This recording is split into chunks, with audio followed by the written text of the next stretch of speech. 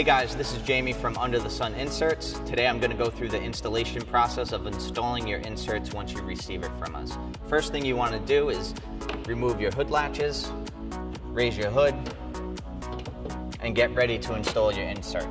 The best part about our product is the only tool that you need is a flathead screwdriver. And why I say that is so you can remove the 6 plastic pins that are on the front of your grill.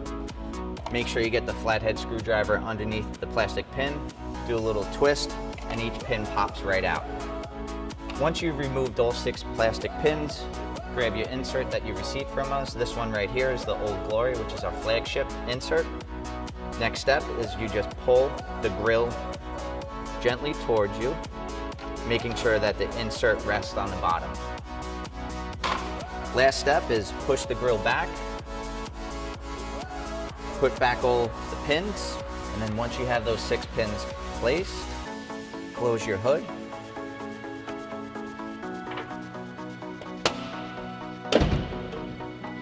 And reattach the hood latches.